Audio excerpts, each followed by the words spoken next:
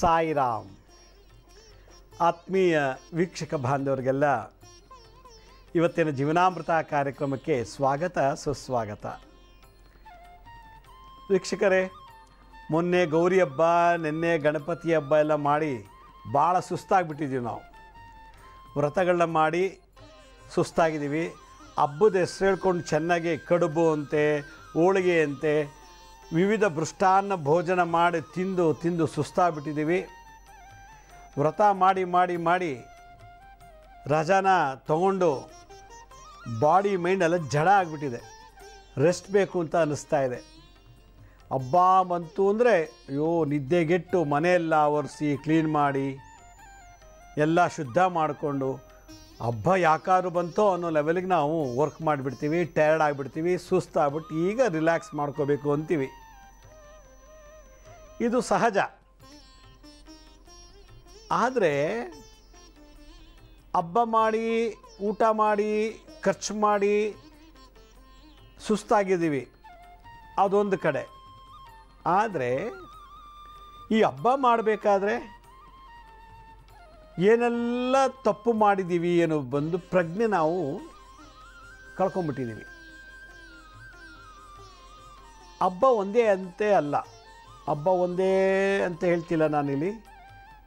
ಒಂದು ಕೆಲಸಕ್ಕೆ ಹೋಗ್ಬೇಕಾದ್ರೆ, ಒಂದು ವ್ಯಾಪಾರ ಮಾಡಬೇಕಾದ್ರೆ, ಒಂದು ಪರ್ಚೇಸ್ ಮಾಡಬೇಕಾದ್ರೆ, ವ್ಯಾಪಾರ ಮಾಡೋರು ವ್ಯಾಪಾರ ಮಾಡ್ತಿರ್ತಾರೆ, ಕೆಲಸಕ್ಕೆ ಹೋಗೋರು ಕೆಲಸಕ್ಕೆ ಹೋಗ್ತಿರ್ತಾರೆ, ಖರೀದಿ ಮಾಡೋರು ಖರೀದಿ ಮಾಡ್ತಿರ್ತಾರೆ. ಯಾವುದೇ ಒಂದು ಕ್ಷೇತ್ರದಲ್ಲೇ ಆಗಲಿ ಎಲ್ಲೋ ಒಂದು ಕಡೆ ನಾವು ತಪ್ಪು ಮಾಡ್ತಾನೇ ಇರ್ತೀವಿ. ಗೊತ್ತಿದ್ದು ತಪ್ಪು ಮಾಡ್ತೀವಿ ನೋಡಿ. ನಾವು ನಮ್ಮ ಅಂತಃಪ್ರಜ್ಞೆ ಅನ್ನೋದು ಒಂದಿದೆ.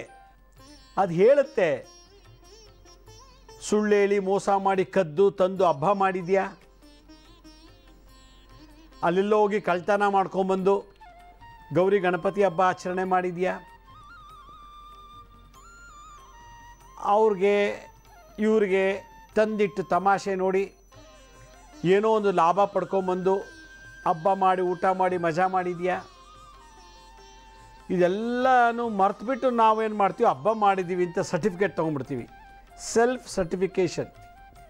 ಓಹ್, ಗೌರಿ ಹಬ್ಬ ಮಾಡ್ದಪ್ಪ ಚೆನ್ನಾಗಿ, ಗಣಪತಿ ಹಬ್ಬ ಮಾಡಿದೆ ಚೆನ್ನಾಗಿ. ಆ ಗೌರಿ ಹಬ್ಬ, ಗಣಪತಿ ಹಬ್ಬ ಅಥವಾ ಯಾವುದೇ ಹಬ್ಬ ಆಗಲಿ, ಯಾವುದೇ ಕೆಲಸ ಆಗಲಿ ಮಾಡೋದು ಹಿಂದ್ಗಡೆ, ಅದ್ರ ಹಿಂದೆ ಎಷ್ಟು ಸುಳ್ಳು ಹೇಳಿದ್ದೀವೋ, ಎಷ್ಟು ಮೋಸ ಮಾಡಿದ್ದೀವೋ, ಎಷ್ಟು ಲಂಚ ತೊಗೊಂಡಿದ್ದೀವೋ, ಎಷ್ಟು ಅಪಪ್ರಚಾರ ಮಾಡಿದ್ದೀವೋ, ಎಷ್ಟು ಜನರ ಮನಸ್ಸನ್ನು ನೋಯಿಸಿದ್ದೀವೋ, ಎಷ್ಟು ಜನರಿಗೆ ಮಾನಸಿಕ ಅಲ್ಲದೆ ದೈಹಿಕವಾಗಿ ಹಿಂಸೆ ಕೊಟ್ಟಿದ್ದೀವೋ, ಇದೆಲ್ಲ ಮರೆತುಬಿಟ್ಟು ಹಬ್ಬ ಮಾಡಿಬಿಟ್ವಿ ಅಂತೇಳಿ ತುಂಬ ಸಂತೋಷದಿಂದ ಹೇಳ್ಕೊತೀವಿ.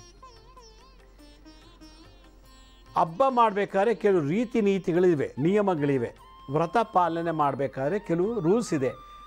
ಅದೇ ಥರ ಒಂದು ವ್ರತನ ಕೈಗೊಳ್ಳಬೇಕಾದ್ರೆ ಆಚಾರ ವಿಚಾರದಲ್ಲೂ ಕೂಡ ಶುದ್ಧತೆ ಇರಬೇಕು ಅಂತ ಹೇಳುತ್ತೆ ಧರ್ಮ ಸಿಂಧು.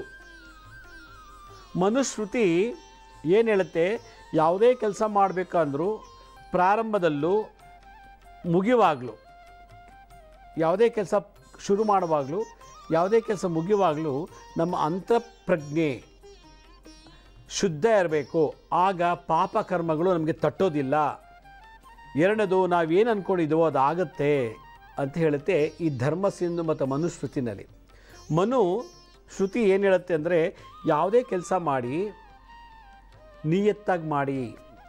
ಮೋಸ, ವಂಚನೆ, ಅನ್ಯಾಯ, ದರೋಡೆ, ಅತಿಯಾದ ಆಸೆ, ದುರಾಭಿಮಾನ, ಹೊಟ್ಟೆ ಕಿಚ್ಚು, ಅಹಂಕಾರ ಇದೆಲ್ಲ ಬಿಟ್ಟು ಎಲ್ಲವೂ ಭಗವಂತಂದೇ ಅನ್ನೋ ಒಂದು ಭಾವನೆಯಿಂದ ಅಂತಃಕರಣ ಶುದ್ಧಿ ಮಾಡಿ ಪೂಜೆ, ಧ್ಯಾನ, ದಾನ, ಜಾತ್ರೆ, ಯಾತ್ರೆ, ತಪ, ಯಜ್ಞ, ಯಾಗಾದಿಗಳನ್ನು ಮಾಡಿದ್ದೇ ಆದರೆ ಆ ವ್ರತಕ್ಕೆ ಸಿಗಬೇಕಾದಂಥ ಫಲ ಏನಿದೋ ಖಂಡಿತ ಸಿಗುತ್ತೆ ಅಂತ ಹೇಳುತ್ತೆ ಧರ್ಮ ಸಿಂಧು.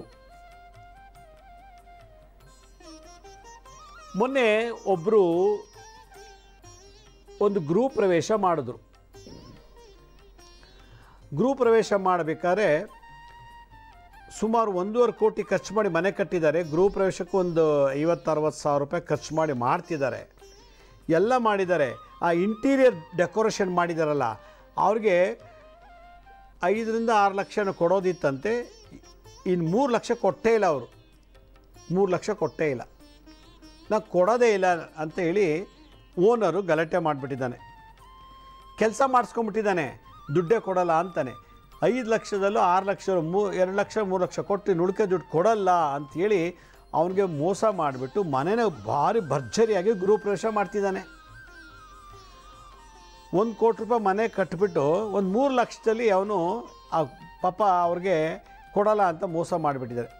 ಆ ಇಂಟೀರಿಯರ್ ಡೆಕೋರೇಷನ್ ಮಾಡಿದವರು ಆ ರಾಜಸ್ಥಾನ್ ಕಡೆಯವರು, ಊರು ಬಿಟ್ಟು ಊರು ಬಂದವರು ಅವರು. ಅವ್ರಿಗೆ 3 ಲಕ್ಷ ರೂಪಾಯಿ ಕೊಡಬೇಕು ಅನ್ನೋ ಅರಿವೇ ಇಲ್ಲ ಅವನಿಗೆ. ಮೋಸ ಮಾಡಿಬಿಟ್ಟು ನಾವು ಕೊಡೋಕ್ಕೆ ಆಗಲ್ಲ, ಇಷ್ಟ ಕೊಡೋದು, ಇನ್ನು ಕೊಡೋಂಗಿಲ್ಲ, ಇಲ್ಲಿ ಬಂದರೆ ನಿಮಗೆ ಹಂಗೆ ಮಾಡಿಬಿಡ್ತೀನಿ ಹಿಂಗೆ ಮಾಡಿಬಿಡ್ತೀನಿ ಅಂತ ಎದುರಿಸಿದ್ದಾನೆ. ಅವ್ರ ಕೈಯಿಂದ 3 ಲಕ್ಷ ರೂಪಾಯಿ ಕಳ್ಕೊಂಡಿದ್ದಾರೆ ಪಾಪ. ಅವರ ಶಾಪ, ಅವರ ಕಣ್ಣೀರು, ಅವ್ರ ಮನಸ್ಸನ್ನು ನೋಯಿಸಿದ್ದಕ್ಕೆ ಗೃಹ ಪ್ರವೇಶ ದಿವಸ ಆ ಯಪ್ಪನೇ ಯಾರು ಆ ಮನೆ ಓನರೇ ಇದ್ದಕ್ಕಿದ್ದಾಗ ಹಾರ್ಟ್ ಅಟ್ಯಾಕ್ ಆಯಿತು ನೋಡಿ. ಹಾರ್ಟ್ ಅಟ್ಯಾಕ್ ಆಯಿತು. ಗೃಹ ಪ್ರವೇಶ ಜನ ಎಲ್ಲ ಜನ ಮುಂದೆ ಬಿದ್ದುಬಿಟ್ಟ, ಹಾರ್ಟ್ ಅಟ್ಯಾಕ್ ಆಯಿತು. ಇಮಿಡಿಯೇಟಾಗಿ ಕಾರ್ ಕರ್ಕೊಂಡೋಗಿ ಅಲ್ಲಿಂದ 2 ಕಿಲೋಮೀಟರ್ ದೂರದಿಂದ ಯಾವುದೋ ಹಾಸ್ಪಿಟ್ಲ್ ಇತ್ತು, ಅಡ್ಮಿಟ್ ಮಾಡಿದ್ರು. 1 ತಿಂಗಳು ಅವನು ಅಲ್ಲಿಗೆ ತೊಗೊಂಡೋಗಿ ಇಟ್ಟಿದ್ದಾರೆ. ಅವ್ರಿಗೆ ಆ ಇಂಟೀರಿಯರ್ ಡೆಕೋರೇಷನ್ ಕೊಡಬೇಕಾದ ಎಷ್ಟು ದುಡ್ಡು 3 ಲಕ್ಷ, ಇವನು 15 ಲಕ್ಷ ರೂಪಾಯಿ ಬಿಲ್ ಮಾಡಿ ಆಮೇಲೆ ಕರ್ಕೊಂಬಂದರು. ಅಲ್ಲಿ 3 ಲಕ್ಷ ಮೋಸ ಮಾಡ್ದ, ಇಲ್ಲಿ 15 ಲಕ್ಷ ರೂಪಾಯಿ ಬಿಲ್ ಆಯಿತು ಹಾಸ್ಪಿಟ್ಲಲ್ಲಿ. ನೋಡಿ, ಇದು ನಮ್ಮ ಅಂತಃಕರಣದ ಒಂದು ಪನಿಷ್ಮೆಂಟ್ ಅಂತ ನಾನು ಹೇಳ್ತೀನಿ. ಆ ಅಂತಃಕರಣ ಪ್ರಜ್ಞೆ ಹೇಳ್ತಾ ಇದೆ, ಹೌದು ನಾನು 3 ಲಕ್ಷ ಅವ್ರು ಕೊಡಲ್ಲ ಅಂತ ಮೋಸ ಮಾಡಿದ್ದೀನಿ ಅಂತ ಅವ್ನ ಮನಸ್ಸಲ್ಲಿ ಗೊತ್ತಿದೆ. ಕಲಿಯುಗ ಇದು. ಇಮಿಡಿಯೇಟಾಗಿ ಅವತ್ತು ಗೃಹ ಪ್ರವೇಶ ದಿವಸನೇ ಅವನಿಗೆ ಹಾರ್ಟ್ ಅಟ್ಯಾಕ್. ಆಗ ಬಂದವರೆಲ್ಲ ಹೇಳ್ತಾರೆ, ಈ ಮನೆ ಸರಿ ಇಲ್ಲ, ಈ ಮನೆ ವಾಸ್ತು ಸರಿ ಇಲ್ಲ, ಮನೆ ಯಜಮಾನಿಗೆ ಗೃಹ ಪ್ರವೇಶ ದಿವಸನೇ ಹಾರ್ಟ್ ಅಟ್ಯಾಕ್ ಆಯಿತು ಅಂತ ಒಬ್ಬೊಬ್ಬರು ಮಾತಾಡ್ಕೊಂಡ್ಬಿಟ್ಟಿದ್ದಾರೆ. ಈಗ ನನ್ನ ಗಂಡನಿಗೆ ಹಾರ್ಟ್ ಅಟ್ಯಾಕ್ ಆಯಿತು ಈ ಮನೆ, ಅದರಿಂದ ಈ ಮನೆ ನಾನು ಮಾರಬೇಕು, ಯಾರೂ ಬಂದು ತಗೋತಿಲ್ಲ, ಮಾರಾಟ ಮಾಡಬೇಕು ಅಂತ ಅವನು ಹೆಂಡತಿ ಕೇಳ್ತಾರೆ. ಅಲ್ಲಿರೋದು ಬಹಿರಂಗ ಶುದ್ಧಿ ಆಯಿತು, ಅಂತರಂಗ ಶುದ್ಧಿ ಆಗಿಲ್ಲ. ಅಂತರಂಗ ಶುದ್ಧಿ ಅಂದ್ರೇನು? ಮೋಸ ಮಾಡಿರೋದು, ಆ ಇಂಟೀರಿಯರ್ ಡೆಕೋರೇಷನ್ ಮಾಡಿರೋ ಶಾಪ. ಅದರಿಂದ ಅಂತಃಕರಣ ಯಾವುದೇ ಪೂಜೆ ಮಾಡಲಿ, ವ್ರತ ಮಾಡಲಿ, ಭಿಕ್ಷೆ ಬೇಡಾರು ತರಬೇಕೇ ವಿನಃ ಮೋಸ ಮಾಡಿ, ದರೋಡೆ ಮಾಡಿ, ಅನ್ಯಾಯದಿಂದ, ಲಂಚದಿಂದ ಮತ್ತು ದುರಾಭಿಮಾನದಿಂದ, ಅಹಂಕಾರದಿಂದ, ದ್ವೇಷ ಅಸೂಯೆಗಳಿಂದ ನಾವು ವ್ರತ ತಪ್ಪಗಳನ್ನು ಮಾಡಿದ್ರೆ ಫಲ ಸಿಗೋದಿಲ್ಲ. ವರಮಹಾಲಕ್ಷ್ಮಿ ಹಬ್ಬ ಹೋದ ತಿಂಗಳಲ್ಲಿ ಮೊನ್ನೆ ನಡೆದಂಥ ವರಮಹಾಲಕ್ಷ್ಮಿ ಹಬ್ಬ, ಕೆಳಗಡೆ ಓನರ್ ಮನೆಯಲ್ಲಿ ವರಮಹಾಲಕ್ಷ್ಮಿ ಹಬ್ಬ ಮಾಡಿದ್ದಾರೆ. ಮೇಡ್ ಫೋನ್ ಬಾಡಿಗೆ ಕೊಟ್ಟಿದ್ದಾರೆ. ಅವರು ನಮ್ಮ ಓನರ್ಗಿಂತ ನಾವು ಚೆನ್ನಾಗಿ ಮಾಡಬೇಕು ಅಂಥೇಳಿ ಆ ಅಮ್ಮ ಮೇಲ್ಗಡೆ ಫ್ಲೋರಲ್ಲಿದ್ದವಳು ಓನರ್ ಮನೆಯಲ್ಲಿ ನೋಡ್ಕೊಂಬಂದು ನೆಕ್ಸ್ಟ್ ಶುಕ್ರವಾರ ಅವ್ರ ಮನೆಯೊಂದು ಭಾಳ ಗ್ರ್ಯಾಂಡಾಗಿ ಮಾಡಬೇಕು ಅಂತ ಏನು ಡೆಕೋರೇಷನ್ ಎಲ್ಲ ಮಾಡಿ ಅವಳು ಮಾಡ್ತಿರೋದು ಚಾಲೆಂಜ್ಗೋಸ್ಕರ, ಭಕ್ತಿಗೋಸ್ಕರ ಅಲ್ಲ. ನಮ್ಮ ಓನರುಗಿಂತಲೂ ನಾನು ಚೆನ್ನಾಗಿ ಮಾಡಬೇಕು ವ್ರತ ಅಂಥೇಳಿ ಆ ಚಿಕ್ಕಪೇಟೆ ಅವಿನಿ ರೋಡ್ಗೆ ಹೋಗಿ ಆಭರಣಗಳೆಲ್ಲ ತೊಗೊಂಬಂದು, ರೋಡ್ ಗೋಲ್ಡು ಆಭರಣಗಳೆಲ್ಲ ತಂದು ಏನು ದೊಡ್ಡದಾಗಿ ಕಳಶಕ್ಕೆಲ್ಲ ಇಟ್ಟು 1000 ರೂಪಾಯಿ ಖರ್ಚು ಮಾಡಿ ಅಲಂಕಾರ ಮಾಡಿ, ಹೂನೆಲ್ಲ ಅಲಂಕಾರ ಮಾಡಿ ಓನರ್ ತೋರಿಸ್ತಾರೆ, ನೋಡಿ ಇವತ್ತು ನಮ್ಮಲ್ಲಿ ವರಮಹಾಲಕ್ಷ್ಮಿ ಹಬ್ಬ ಮಾಡಿದ್ದೀವಿ ನೋಡಿ ನೋಡಿ ಅಂತೇಳಿ. ಓನರ್ ಹೋದ್ಮೇಲೆ ಅಕ್ಕಪಕ್ಕದವ್ರಿಗೆ ನಮ್ಮ ಓನರ್ ನನ್ನ ಬಗ್ಗೆ ಏನೇನೋ ಮಾತ್ರ ನೋಡಿ, ಇವತ್ತು ನಮ್ಮ ಓನರ್ ಮನೆಗಿಂತ ನಾನು ಚೆನ್ನಾಗಿ ಮಾಡಿದ್ದೀನಿ ಅಂತ ಹೇಳ್ಕೊಂಡ್ಲು. ಅವತ್ತಿನ ದಿನವೇ ಅವ್ರ ಮಗು ಸಂಪಿಗೆ ಬಿದ್ದು ಪ್ರಾಣ ಕಳ್ಕೊಂಬಿಡ್ತು, ನೀರಿಗೆ ಬಿದ್ದು. ನೋಡಿ, ಒಬ್ಬರು ಚಾಲೆಂಜಿಗೋಸ್ಕರ ನಾವು ಪೂಜೆ ಮಾಡಬಾರ್ದು, ಒಬ್ಬರು ಹೊಟ್ಟೆ ಕಿಚ್ಚು ನೋಡ್ಕೊಂಡು ಪೂಜೆ ಮಾಡಬಾರ್ದು, ಇನ್ನೊಬ್ರಿಗೆ ಅವರು ಕೊರಗಲಿ, ಅವರ ಅವಮಾನ ಆಗಲಿ ಅಂತೇಳಿ ನಾವು ಪೂಜೆ ಪುರಸ್ಕಾರಗಳ ಜಾತ್ರೆಯ ದಾನಗಳನ್ನು ಮಾಡಬಾರ್ದು. ಆಗಿನಾರು ಮಾಡಿದ್ದೇ ಆದರೆ ಅದ್ರ ಫಲ ನಮ್ಮ ಕಣ್ಮುಂದೆ ನಾವೇ ಅನುಭವಿಸ್ಬೇಕಾಗಿ ಬರುತ್ತೆ. ಇದು 2 ನಿದರ್ಶನಗಳು. ಹಾಗಾದರೆ ನಾವು ಪೂಜೆ ಮಾಡಬೇಕಾದ್ರೆ ಮೊದಲು ನಮ್ಮ ಅಂತಃಕರಣ ಶುದ್ಧಿ ಹೇಗೆ ಆಗಬೇಕು? ದ್ವೇಷ, ಅಸೂಯೆ, ಮೋಸ, ವಂಚನೆ ಇವೆಲ್ಲ ಬಿಟ್ಟು ಪೂಜೆ ಮಾಡಿದರೆ ಮಾತ್ರ ಅದು ಪೂಜಾ ಫಲ. ಮೋಸ, ವಂಚನೆ, ಇನ್ನೊಬ್ರಿಗೋಸ್ಕರ ತೋರ್ಸೋಕ್ಕೋಸ್ಕರ, ಇನ್ನೊಬ್ಬರ ಮುಂದೆ ನಾವು ಹೆಸರು ತಗೊಳ್ಳೋಕ್ಕೋಸ್ಕರ, ಇನ್ನೊಬ್ರಿಗೆ ನಾವು ಕಾಂಪಿಟೇಷನ್ ಮಾಡಿ ಪೂಜೆ ಮಾಡೋದು, ಇವೆಲ್ಲ ಬಿಟ್ಟರೆ ನಾವು ಉದ್ಧಾರ ಆಗ್ತೀವಿ, ಫಲಪ್ರಾಪ್ತಿ ಆಗ್ತದೆ. ಇಲ್ಲ ಅಂದರೆ ನಮ್ಮ ಕಣ್ಣು ಮುಂದೆ ಎಲ್ಲ ಕಳ್ಕೊತೀವಿ. ಒಬ್ಬರು ಭಾಳ ಸಾಧಾರಣವಾದ ಕಡು ಬಡವರು, ಅವ್ರ ಮನೇಲಿ ಒಂದು ಮಗಂದೋ ಮಗಳದೋ ಒಂದು ಹುಡುತಬ್ಬ ಮಾಡಬೇಕು ಅಂತ ಅನ್ನಿಸ್ತು. ಅವ್ರೇನು ಮಾಡಿದ್ರು, ಬೇಕ್ರಿಗೆ ಹೋಗಿ ಗಂಡ ಯಾವುದೋ ಒಂದು ಕಂಪ್ನಿಲಿ ವಾಚ್ಮ್ಯಾನ್ ಪಾಪ. ಅವ್ನು ಬರೋ ದುಡ್ಡಲ್ಲಿ ಸ್ವಲ್ಪ ಮನೆ ಬಾಡಿಗೆ ಕಟ್ಟಬೇಕು, ಮಕ್ಕಳು ಸಾಕಬೇಕು, ಅವನ ಖರ್ಚು, ಮನೆಗೆ ಪ್ರಾವಿಷನ್ಸ್ ಅಕ್ಕಿ ರಾಗಿ ಬೇಳೆ ಎಲ್ಲ ತಂದಾಕಬೇಕು, ಲೈಟ್ ಬಿಲ್ಲು ನೀರು ಬಿಲ್ಲೆಲ್ಲ ಕಟ್ಟಬೇಕು. ಉಳಿಯೋದು ಒಂದು ತಿಂಗಳಿಗೆ 1,500 2,000 ರೂಪಾಯಿ ಇರ್ತದೆ. ಅದರಲ್ಲಿ ಸೇವಿಂಗ್ ಮಾಡಿಸಿ ಮನೆಗೆ ಏನು ಮಾಡಿದ್ದಾರೆ, ಹುಟ್ಟುಹಬ್ಬಕ್ಕೆ ಒಂದು ಕೇಕ್ ತರೋಣ, ಎಲ್ಲರೂ ಮಾಡ್ತಾರಲ್ಲ ಅಂಥೇಳಿ ಮನೆಯಲ್ಲಿ ಒಂದು ಕೇಕ್, ಸಣ್ಣದೊಂದು ಪುಟ್ಟದೊಂದು ಕೇಕ್, ಅವ್ರಿಗೆ ಎಷ್ಟು ಸಾಮರ್ಥ್ಯತೆ ಇದೆಯೋ ತಂದುಬಿಟ್ಟು 2ನೇ ಮಗಂದು ಹುಟ್ಟುಹಬ್ಬವನ್ನು ಮಾಡಿದ್ರು. ಮಾಡಬೇಕಾದ್ರೆ ಅಕ್ಕಪಕ್ಕದವರೆಲ್ಲ ಕರೆದ್ರು. ತುಂಬ ಜನ ಕರೆದ್ರೆ ಜಾಗ ಚಿಕ್ಕದು, ಮನೆ ತುಂಬ ಚಿಕ್ಕ ಮನೆ. 1-2-3 ಮನೆ ಅವ್ರನ್ನ ಕರೆದು ಬನ್ನಿ ನನ್ನ ಮಗಂದು ಹುಟ್ಟುಹಬ್ಬ ಅಂಥೇಳಿ ಕರೆದ್ರು. ಕರೆದ ಮೇಲೆ ಏನು ಅರ್ಧ ಕೆ ಜಿ 3/4 ಕೆ ಜಿ ಚಿಕ್ಕದೊಂದಿಷ್ಟು ಕೇಕ್ ಏನೋ ತಂದಿದ್ದಾರೆ. ಕಟ್ ಮಾಡಿ ಎಲ್ಲ ಮಾಡಿದ್ರು. ಅವ್ರೇನು ಬರ್ಬೇಕಾರೆ ಮಗನ ಹುಟ್ಟುಹಬ್ಬ ಅಂಥೇಳಿ ಅವರಿಬ್ಬರು 3 ಗಂಡ ಹೆಂಡತಿ ಮಕ್ಕಳು ಇಡೀ ಮನೆ ಕುಟುಂಬವೇ ಬಂದುಬಿಟ್ಟಿದೆ. ಸಣ್ಣದೊಂದು ಮನೆ, ಕರೆದ್ರಲ್ಲ ಜೋರ ಊಟ ಸಿಗುತ್ತೆ ಅಂದ್ಬಿಟ್ಟು ಬಂದುಬಿಟ್ಟಿದ್ದಾರೆ ಗಂಡ ಹೆಂಡತಿ ಮಕ್ಕಳೆಲ್ಲ. ಬಂದ್ಬಿಟ್ಟು ಏನು ಗಿಫ್ಟು ತಂದಿಲ್ಲ, ಆದರೆ ಇಡೀ ಕುಟುಂಬ ಬಂದಿದೆ. ಆ ಬಡವ ಮನೆ ಒಂದು ಹುಟ್ಟುಹಬ್ಬಕ್ಕೆ ಇಡೀ ದೊಡ್ಡ ಕುಟುಂಬ ಬಂದಿದೆ. ಅಂಥದ್ದೊಂದು 7-8 ಜನ ಬಂದುಬಿಟ್ಟಿದ್ದಾರೆ ಫ್ಯಾಮಿಲಿಗಳು. ಸಣ್ಣ ಕೇಕು ಕಟ್ ಮಾಡಿಬಿಟ್ಟು ಸ್ವಲ್ಪ ಪ್ರಸಾದ ಕೊಟ್ಬಿಟ್ಟಿದ್ದಾರೆ. ಚಿಕ್ಕ ಕೇಕ್ ಅಲ್ವಾ ಪಾಪ ಬಡವರು. ಯಾವ ಪುರುಷಾರ್ಥಕ್ಕೆ ಕರೆದ್ರಿ ನೀವು? ಒಂದೊಳ್ಳೆ ಊಟ ಇಲ್ಲ, ಒಂದೊಳ್ಳೆ ಕೇಕ್ ಇಲ್ಲ, ಮಗನ ಬರ್ತಡೇ ಅಂತೀರಾ ಇಷ್ಟಿಷ್ಟು ಚೆಕ್ ಒಂಥರ ಚಾಕ್ಲೇಟ್ ಕೊಟ್ಟಂಗೆ ಕೊಟ್ಬಿಟ್ಟಿದ್ದೀರ ಕೇಕ್ ಪೀಸ್ನ. ಮತ್ತು ಒಂದಿಷ್ಟು ಉಪ್ಪಿಟ್ಟು ಕೇಸರಿಬಾತ್ ಕೊಟ್ಟಿದ್ದೀರಾ, ನಾವೇನು ಊಟ ಎಲ್ಲ ಹಾಕಿಸ್ತೀವಿ ಅಂದ್ಕೊಂಡ್ರಿ. ಅನ್ನದಾನ ಇಲ್ಲ, ಬರೀ ಉಪ್ಪಿಟ್ಟು ಕೇಸರಿಬಾತ್. ಯಾವ ಪುರುಷಾರ್ಥಕ್ಕೆ ಕರೆದ್ರು ನೀವು ಅಂಥೇಳಿ ಪಾಪ ಎದುರುಗನೆ ಟೀಕೆ ಮಾಡಿಬಿಟ್ಟು ತಿಂದುಬಿಟ್ಟು ಹೊಟ್ಟೋಗ್ಬಿಟ್ರು. ಅವ್ರ ಪಾಪ ಬೇಜಾರಾಯಿತು. ಅವ್ರ ಯೋಗ್ಯತೆ ತಕ್ಕಂತೆ ಏನೋ ಒಂದು ದಾನ, ಉಪ್ಪಿಟ್ಟು ಕೇಸರಿಬಾತು, ಒಂದು ಚಿಕ್ಕ ತುಂಡು ಕೇಕ್ ಕೊಟ್ಟಿದ್ದಾರೆ. ನಾವು ಮಾಡ್ತೀವಿ ನೋಡಿ, ಆ ಬರ್ತಡೇದು ಹೆಂಗೆ ಹಬ್ಬ ಮಾಡ್ದಂಗೆ ಮಾಡ್ತೀವಿ. ಎಷ್ಟು 100 ಜನ ಬರ್ತಾರೆ, ಎಷ್ಟು ಜನಕ್ಕೆ ಊಟ ಹಾಕ್ತೀವಿ ನಾವು, ಹಾಗೆ ಅಂತ ನೋಡಿ. ಅಂತಃಕರಣ ಅನ್ನೋದು ನಮಗೆ ಯಾವ ರೀತಿ ಪ್ರಚೋದನೆ ಮಾಡುತ್ತೆ ಅಂತ ಎಷ್ಟು ಅಹಂಕಾರದಲ್ಲಿ ಮಾತಾಡ್ಬಿಟ್ಟೋದ್ರು. ಅದಾದ ಒಂದು 3-4 ತಿಂಗಳಿಗೇನೋ ಅವ್ರ ಮನೆಯಲ್ಲಿ ಮ್ಯಾರೇಜ್ ಆ್ಯನಿವರ್ಸರಿ ಅವ್ರದ್ದು. ಇವ್ರ ಮೇಲೆ ಬರ್ತಡೇ, ಮ್ಯಾರೇಜ್ ಆ್ಯನಿವರ್ಸರಿ ಬೇಕು ಅಂತ ಬಂದು ಕರೆದ್ರು. ಬನ್ನಿರಿ ನಮ್ಮ ಮ್ಯಾರೇಜ್ ಆ್ಯನಿವರ್ಸರಿ ಇದೆ, ಬಂದು ಕುಂಕುಮ ತೊಗೊಂಡು ಊಟ ಮಾಡ್ಕೊಂಡು ಹೋಗಿ ಅಂತಂದರು. ಸರಿ ಹೋದರು. ಹೋದ್ಮೇಲೆ ಅಮ್ಮ ಗಂಡ ಹೆಂಡತಿ ಹೋದರು. ನಮ್ಮ ಹುಟ್ಟುಹಬ್ಬಕ್ಕೆ ಬಂದಾಗ ಹೆಂಗೆ ಮಾತಾಡಿಬಿಟ್ರು, ನನ್ನ ಮಗನ ಬರ್ತಡೇಗೆ ಬಂದಾಗ ಹೋಗೋದು ಬೇಡವೋ ಅನ್ನೋದೊಂದು ಚಿಂತೆ ಇತ್ತು. ಆದರೂ ಬಂದು ಕರೆದ್ರಲ್ಲ,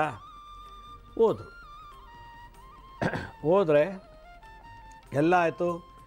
ಮ್ಯಾರೇಜ್ ಆ್ಯನಿವರ್ಸರಿಗೂ ಕೇಕ್ ಕಟ್ ಮಾಡ್ತಾಯಿದ್ದಾರೆ. ಬರ್ತಡೇಗೆಲ್ಲ ಅದು ಕೇಕ್ ಮ್ಯಾರೇಜ್ ಆ್ಯನಿವರ್ಸರಿಗೆ ದೊಡ್ಡದಿಷ್ಟು ಕೇಕ್ ಮಾಡಿ ಎಲ್ರಿಗೂ ಒಂದು ಪೇಪರ್ ಪ್ಲೇಟಿಗೆ ಇಷ್ಟಿಷ್ಟಪ್ಪ ಕೇಕ್ನ ಕಟ್ ಮಾಡಿ ಎಲ್ಲ ಕೊಟ್ಟಿದ್ದಾರೆ. ಅವ್ರಿಗೂ ಕೊಟ್ಟರು. ನೋಡಿ ನಾವು ಹಿಂಗೆ ಕೇಕ್ ಕಟ್ ಮಾಡೋದು, ಇಷ್ಟು ಕೇಕ್ ಕೊಡ್ತೀವಿ ನೋಡಿ, ನಿಮ್ಮ ಮಗನ ಬರ್ತಡೇ ಇಷ್ಟೇ ಕೊಟ್ರಿ ಅಂತ ಅಂದ್ಬಿಟ್ರು ಅಮ್ಮ. ಅವ್ರಿಗೆ ಮನಸ್ಸು ನೋವಾಯಿತು. ಅವತ್ತು ನನ್ನ ಮೇಲೆ ಹಿಂಗಂದರು, ಇವತ್ತು ಅವ್ರ ಮನೆಗೆ ಕರೆಸ್ಬಿಟ್ಟು ನನಗೆ ಹಿಂಗೆ ಮಾತಾಡಿದ್ರು ಅಂತ ಭಾಳ ಗಂಡ ಹೆಂಡತಿ ಬೇಜಾರು ಮಾಡಿಕೊಂಡ್ರು. ಆಯಿತು, ನಿಮ್ಮ ದೊಡ್ಡದು ಶ್ರೀಮಂತರು, ನಾವು ಕಡು ಬಡವರು ಅಂತ ಹೇಳಿಬಿಟ್ಟು ಅವ್ರು ಊಟನೂ ಮಾಡಲಿಲ್ಲ, ವಾಪಸ್ ಬಂದುಬಿಟ್ರು. ಕೇಕ್ ತೊಗೊಂಬಂದುಬಿಟ್ರು. ಅವ್ರ ಮನೆಗೆ ಬಂದು ಕೈಕಾಲು ತೊಳ್ಕೊಂಡು ಇನ್ನೇನು ಕುತ್ಕೊಳ್ಬೇಕು ಅನ್ನೋಷ್ಟರೊಳಗೆ ಅವ್ರ ಮನೆಯಲ್ಲಿ ಅವ್ರ ಮಗ ಮ್ಯಾರೇಜ್ ಆ್ಯನಿವರ್ಸರಿ ಮಾಡ್ಕೋತಾ ಇದ್ದಾರಲ್ಲ, ಅವ್ರ ಮಗ ಅದೇನೋ ಶಾರ್ಟೇಜ್ ಆಯಿತು ಅಂತ ಅಂಗಡಿಗೆ ಹೋಗಿದ್ದಾರೆ, ಕಳಿಸಿದ್ದಾರೆ. ಅದೇನು ವೀಳ್ಯದೆಲೆ ಎಕ್ಸ್ಟ್ರಾ ತೊಗೊಂಬ ಅಂತನೋ ಏನೋ ತರ್ಸಕ್ಕೆ ಕಳಿಸಿದ್ರಂತೆ, ನನಗೂ ಸರಿಯಾಗಿ ಗೊತ್ತಿಲ್ಲ. ಹೋಗಿ ತೊಗೊಂಬರ್ತಿರ್ಬೇಕಾದ್ರೆ ಆಕ್ಸಿಡೆಂಟಾಗಿ ಸ್ಪಾಟ್ ಡೆತ್. ನೋಡಿ, ಈ ರೀತಿ ಯಾವಾಗ ನಮ್ಮ ಬದುಕಿನಲ್ಲಿ ಇನ್ನೊಬ್ಬರ ಮನಸ್ಸನ್ನು ಅಂತಃಕರಣಕ್ಕೆ ನಾವು ಕಳಂಕ ಕೊಟ್ಟಾಗ, ನಾವು ಆ ಥರ ದೋಷ ಮಾಡಿದಾಗ, ನಾವು ಏನೇ ಹಬ್ಬಗಳು ಮಾಡಿಕೊಳ್ಳಿ, ವ್ರತ ಮಾಡಲಿ, ಆಚರಣೆ ಮಾಡಿಕೊಳ್ಳಿ, ನಾವು ಯಾವತ್ತೂ ಹೀಯಾಳಿಸಬಾರ್ದು. ಆಗೇನಾರು ಆಯಿತು ಅಂತಂದರೆ ನೋಡಿ, ಗಂಡ ಹೆಂಡತಿ ಮ್ಯಾರೇಜು ವಾರ್ಷಿಕೋತ್ಸವನ ಆಚರಣೆ ಮಾಡ್ತಿದ್ದಾರೆ. ಸಡನ್ನಾಗಿ ಮಗ ಸತ್ತೋದ, ಅಶುಭ. ಯಾಕೆ ಹೇಳಿ? ಅವ್ರ ಮನಸ್ಸು ನೋಯಿಸಿದ್ದಕ್ಕೆ. ಅದರಿಂದ ಪೂಜೆ ಮಾಡುವಾಗ, ಧ್ಯಾನ ಮಾಡುವಾಗ, ಜಪ ಮಾಡುವಾಗ, ದಾನ ಮಾಡುವಾಗ, ಜಾತ್ರೆಗೆ ಹೋಗುವಾಗ, ಹೋಮ ಮಾಡುವಾಗ, ಯಾವುದೇ ಸಂದರ್ಭದಲ್ಲೇ ಆಗಲಿ ಭಂಗ ಮಾಡಬಾರ್ದು, ದೈಹಿಕವಾಗಿ ಮಾನಸಿಕವಾಗಿ. ಆಗ ನಮ್ಮ ಅಂತಃಕರಣ ಏನಾಗುತ್ತೆ, ಶುದ್ಧಿ ಆಗೋದಿಲ್ಲ. ಕೋಟ್ಯಾಂತರ ರೂಪಾಯಿ ಖರ್ಚು ಮಾಡಿ ಮದುವೆ ಮಾಡ್ತಾರೆ, ವಾರಕ್ಕೆ ಡೈವರ್ಸ್ ಆಗಿದೆ. ಕೋಟ್ಯಾಂತರ ರೂಪಾಯಿ ಖರ್ಚು ಮಾಡಿದರೆ ವಿಧವೆ ಆಗೋಗಿದ್ದಾಳೆ. ಕೋಟ್ಯಾಂತರ ರೂಪಾಯಿ ಖರ್ಚು ಮಾಡಿ ಮದುವೆ ಆಗಿದೆ, ಗಂಡ ಹೆಂಡತಿ ಬೇರೆ ಆಗಿಬಿಟ್ಟಿದ್ದಾರೆ. ಕೋಟ್ಯಾಂತರ ರೂಪಾಯಿ ಖರ್ಚು ಮಾಡಿ ಬೆಂಗಳೂರು ಅರಮನೆ ಪ್ಯಾಲೇಸ್ ಗೋಲ್ಡ್ ಮದುವೆ ಆಗಿದೆ, 6 ತಿಂಗಳಲ್ಲೇ ಡೈವರ್ಸ್ ಆಗಿದೆ. ಯಾಕೆ ಹೇಳಿ? ಅದರಲ್ಲಿ ಅಹಂಕಾರ, ಅನ್ಯಾಯದಿಂದ ದುಡ್ದಂಥ ದುಡ್ಡು, ಇನ್ನೊಬ್ರಿಗೆ ಅಯ್ಯೋ ಅನಿಸಿ ದುಡ್ದಿದ್ದು, ಇನ್ನೊಬ್ರು ಮನನೋಯಿಸಿ ತುಳಿದು ಅವ್ರನ್ನ ಹಾಳು ಮಾಡಿ ನಾವು ಮೇಲೆ ಬಂದು ನಾವು ಮಾಡೋವಂಥ ಶುಭ ಆಗಲಿ ಯಾವುದೇ ಕಾರ್ಯ ಆಗಲಿ ಆವಾಗ ನಮ್ಗೆ ಪಾಠ ಕಳಿಸ್ಬಿಡುತ್ತೆ. ಆದ್ದರಿಂದ ಯಾವುದೇ ಕಾರಣಕ್ಕೂ ನಮ್ಮ ಹಾಸಿಗೆ ಇದ್ದಷ್ಟು ಕಾಲು ಚಾಚಬೇಕು, ನಮ್ಗೆ ಎಷ್ಟು ಶಕ್ತಿ ಇದೆ ಅಷ್ಟು ಮಾಡಬೇಕು. ಆಡಂಬರ ಬೇಡ, ಮತ್ತು ಇನ್ನೊಬ್ಬರಿಗೆ ಮನಸ್ಸು ನೋಯಿಸೋದು ಬೇಡ, ಇನ್ನೊಬ್ಬರ ಬಗ್ಗೆ ಕೆಟ್ಟ ಪ್ರಚಾರ ಮಾಡೋದು ಬೇಡ, ಇನ್ನೊಬ್ಬರಿಗೆ ಕೆಡುಕು ಮಾಡದೇ ಇರೋದನ್ನೇ ತೃಪ್ತಿಪಟ್ಟು ನಾವು ಶ್ರದ್ಧೆಯಿಂದ ಮಾಡಿದ್ದೇ ಆದರೆ ಭಗವಂತನ ತೃಪ್ತಿ, ಇಲ್ಲಾಂದ್ರೆ ರಿವರ್ಸ್ ಆಗುತ್ತೆ ಅನ್ನೋದಕ್ಕೆ ಇದೇ ನಿದರ್ಶನ. ಆದ್ದರಿಂದ ನಾವು ಏನೇ ಪೂಜೆ ವ್ರತ ದಪ್ಪ ಧ್ಯಾನ ಮಾಡಿದ್ರು ಕೂಡ ಅಂತರಂಗ ಶುದ್ಧಿ, ನಮ್ಮ ಅಂತಃಪ್ರಕರಣದ ಪ್ರಜ್ಞೆ ಶುದ್ಧಿ ಆಗಬೇಕು, ಪ್ರಾಯಶ್ಚಿತ್ತ ಮಾಡ್ಕೋಬೇಕು. ಇಲ್ಲಾಂದರೆ ತಪ್ಪಾಗಿಬಿಡುತ್ತೆ. ಗೌರಿ ಹಬ್ಬ ಆಗಲಿ, ಗಣಪತಿ ಹಬ್ಬ ಆಗಲಿ, ಸಂಕ್ರಾಂತಿ ಆಗಲಿ, ಯುಗಾದಿ ಆಗಲಿ, ನಿಮ್ಮ ಬರ್ತ್ಡೇ ಆಗಲಿ, ನಿಮ್ಮ ಮದುವೆ ವಾರ್ಷಿಕೋತ್ಸವನೇ ಆಗಿರಲಿ, ತಿಥಿ ಮನೇಲಿ ಯಾರು ಸತ್ತೋರೋದು ತಿಥಿ ಆಗಲಿ, ಯಾವುದೇ ಒಂದು ಕಾರ್ಯವನ್ನು ಮಾಡಬೇಕಾದ್ರೆ ನಮ್ಮ ಅಂತಃಕರಣ ಶುದ್ಧಿ ಆಗಬೇಕು, ನಮ್ಮ ಅಂತಃಪ್ರಜ್ಞೆ ಶುದ್ಧಿ ಇರಬೇಕು. ಅಹಂಕಾರ ಪಟ್ಟು ವ್ರತ ಕೈ ಇಡಬಾರ್ದು, ದುರಹಂಕಾರದಿಂದ ವ್ರತಗಳನ್ನು ಮಾಡಬಾರ್ದು. ಇನ್ನೊಬ್ರಿಗೋಸ್ಕರ ಹೊಟ್ಟೆ ಕಿಚ್ಚುಪಡಲಿ, ಅವರು ನಾವು ಮಾಡೋದು ನೋಡಿ ಹೊಟ್ಟೆ ಕಿಚ್ಚುಪಡಲಿ ಅನ್ನೋ ರೀತಿಯಲ್ಲಿ ನಾವು ಯಾವುದೇ ಪೂಜೆ ಪುರಸ್ಕಾರ ಜಪ ತಪ ದಾನಗಳನ್ನು ಮಾಡಬಾರ್ದು. ಜನಗಳಿಗೆ ತೋರ್ಸೋಕ್ಕೋಸ್ಕರ ನಾವು ಮಾಡಬಾರ್ದು, ಫೋಟೋ ತೆಗೆಸ್ಕೊಳ್ಳೋಕ್ಕೋಸ್ಕರ ನಾವು ಮಾಡಬಾರ್ದು. ಯಾವುದೇ ಆಗಿರಲಿ ಅಂತಃಕರಣ ಬಹಿರಂಗ ಶುದ್ಧಿ ಇಲ್ಲದೋದ್ರೂ ಅಂತಃಕರಣ ಶುದ್ಧಿ ಆಗಬೇಕು, ಇದೇ ಬಸವಣ್ಣ ಹೇಳೋದು. ಅದರಿಂದ ಪ್ರತಿಯೊಂದು ಕಾರ್ಯದಲ್ಲೂ ಯಾವುದೇ ಕ್ಷೇತ್ರದಲ್ಲೇ ಆಗಲಿ, ಶುಭ ಅಶುಭ ಯಾವುದೇ ಆಗಲಿ, ಒಂದು ಬೂದಿ ಮುಚ್ಚಿದ ಕೆಂಡ ಥರ ಇರಬೇಕು. ಯಾರೂ ಗೊತ್ತಿಲ್ಲದಂಗೆ ನಾವು ಏನೂ ಗೊತ್ತಿಲ್ಲ, ನಾವೇನೂ ಮಾಡಿಲ್ಲ, ನಮ್ಮದೇನೂ ಅಲ್ಲ, ಇದನ್ನು ಮಮ ಅನ್ನೋ ಮಟ್ಟದಲ್ಲಿ ತಿಳುವಳಿಕೆಯಿಂದ ಮಾಡಿದ್ದೇ ಆದರೆ ಆಯಾ ಕಾರ್ಯದ ಫಲ ತಕ್ಷಣ ಪ್ರಾಪ್ತಿ ಆಗ್ತದೆ, ಇಲ್ಲಾಂದರೆ ತಕ್ಷಣ ರಿವರ್ಸ್ ಆಗಿಬಿಡ್ತದೆ. ಹೀಗಾಗಿ ಒಬ್ಬರು ಹೆಂಗಸು ಎದುರುಗಡೆ ಮನೆಯವ್ರಿಗೆ ಮನೇಲಿ ಇಬ್ಬರು ಸೊಸೆಯರಿದ್ದಾರೆ. ಮೊದಲನೇ ಸೊಸೆ ಬಡವ್ರ ಮನೆ ಹುಡುಗಿ, ಎರಡನೇ ಸೊಸೆ ಶ್ರೀಮಂತ ಮನೆ ಹುಡುಗಿ. ಮೊದಲನೇ ಸೊಸೆ ಆಭರಣಗಳಿಲ್ಲ, ಒಡವೆಗಳಿಲ್ಲ. ಎರಡನೇ ಸೊಸೆ ಏನು ಮೈಮೇಲೆ ಹಾಕ್ಕೊಂಡು ಹೊಟ್ಟೆ ಕಿಚ್ಚುಪಡ್ಡಿ ಅವಳು, ನನ್ನ ಸೌತಿ, ನನ್ನ ಓರ್ಗಿತಿ, ಹಾಗೆ ಹೀಗೆ ಅಂತೇಳಿ ಏನು ಎಲ್ಲ ಮದುವೆ ಮುಂಜಿ ಎಲ್ಲ ಹೋದ್ರು ಮೈ ತುಂಬ ಒಡವೆ ಹಾಕೊಂಡು ಹೋಗ್ತೀವಿ. ಮೊದಲನೇ ಸೊಸೆ ಪಾಪ ಏನಿಲ್ಲ, ಕಡು ಬಡವ್ರ ಮೇಲೆ ಹುಟ್ಟು ಬಂದವಳು. ಆ ಥರ ದುರಾಂಕಾರದಲ್ಲಿ ಮೆರಿತಿದ್ಲು ಎರಡನೇ ಸೊಸೆ. ನಂತರ ಶ್ರೀಮಂತರು ಯಾರೂ ಇಲ್ಲ, ನಾನು ಹಾಕೋ ಒಡವೆ ಯಾರೂ ಹಾಕೊಳ್ಳಲ್ಲ ಅಂಥೇಳಿ. ಒಂದಿನ ಎಲ್ಲರೂ ಜಾತ್ರೆಗೋ ಎಲ್ಲೋ ಹೋಗಿದ್ರು, ಎರಡನೇ ಸೊಸೆ ಗಂಡ ಮನೇಲಿದ್ದರು, ಮಲಗಿದ್ದಾರೆ. ಇವರೇನೋ ಒಂದು ಸಿನಿಮಾ ನೋಡೋಕ್ಕೆ ಅಂತ ಹೋಗಿ ಬಂದರು, ನೈಟ್ ಶೋ. ಬರೋಷ್ಟರೊಳಗೆ ಮನೆ ಕಳ್ತನ ಆಗಿ ಎಲ್ಲ ಒಡವೆ ಹೊತ್ಕೊಂಡು ಹೊಟ್ಟೋಗ್ಬಿಟ್ಟಿದ್ದಾರೆ. ಪುಣ್ಯಕ್ಕೆ ಯಾರೂ ಅವತ್ತು ಮನೆ ಇರಲಿಲ್ಲ, ಇಲ್ದರೆ ಮೊದಲನೇ ಸೊಸೆನೇ ಕದ್ದುಬಿಟ್ಲು ಅಂತ ಹೇಳ್ತಾಯಿದ್ರು. ಆ ಲೆವೆಲ್ಗೆ ನೋಡಿ, ಅವಳು ಸೊಕ್ಕು, ದುರಂಕಾರ, ಅಹಂಕಾರ, ಒಬ್ಬ ಕಳ್ಳ ಬಂದು ಕತ್ಕೊಂಡು ಹೋಗೋ ರೂಪಿನಲ್ಲಿ ಅವಳ ಸರ್ವನಾಶ ಆಗಿಬಿಟ್ಲು. ಅಂದರೆ ನಾಶ ಅಂದರೆ ಎಲ್ಲ ಒಡವೆ ಕಳ್ಕೊಂಡ್ಲು. ಅದರಿಂದ ಅಂತಃಕರಣ ಶುದ್ಧಿ ಆಗಬೇಕು. ಸುಳ್ಳು ಹೇಳಿ, ಮೋಸ ಮಾಡಿ, ಚಾಡಿ ಹೇಳಿ, ದ್ವೇಷ ಹಸುವಿಂದ ಯಾವುದೇ ಕಾರ್ಯ ಮಾಡಿದ್ರು ಅದು ನಿಮಗೆ ರಿವರ್ಸ್ ಆಗುತ್ತೆ. ಹಾಗಾದ್ರೆ ಅದನ್ನು ಕಳ್ಕೊಳ್ಳೋದು ಹೇಗೆ, ಆ ಪ್ರಾಯಶ್ಚಿತ್ತ ಮಾಡ್ಕೊಳ್ಳೋದು ಹೇಗೆ ಅನ್ನೋದಾದರೆ ಭಸ್ಮ ತೊಗೋಬೇಕು, ವಿಭೂತಿ ಅಥವಾ ಅಗ್ನಿಹೋತ್ರಿ ಭಸ್ಮ ಅಥವಾ ಅಂಗಡಿ ಸಿಗೋ ಭಸ್ಮ ತೊಗೊಂಡು ಓಂ ಸದಾ ಶಿವಾಯ ವಿದ್ಮಹೇ, ಸದಾ ಯಾವಾಗಲೂ, ಶಿವ ಅಂತಂದರೆ ಸರ್ವವನ್ನು ನಾಶ ಮಾಡುವಂಥವನು, ವಿದ್ಮಹೇ ಅಂದರೆ ಪ್ರಚೋದನೆ ಮಾಡುವಂಥವನು, ಸಹಸ್ರಾಕ್ಷಾಯ ಧೀಮಹಿ, ಸಹಸ್ರ ಅಂದರೆ 1000, ಅಕ್ಷ ಅಂದರೆ ಕಣ್ಣು, ಸಾವಿರಾರು ಕಣ್ಣುಗಳಿಂದ ಉಳ್ಳವಂಥವನೇ.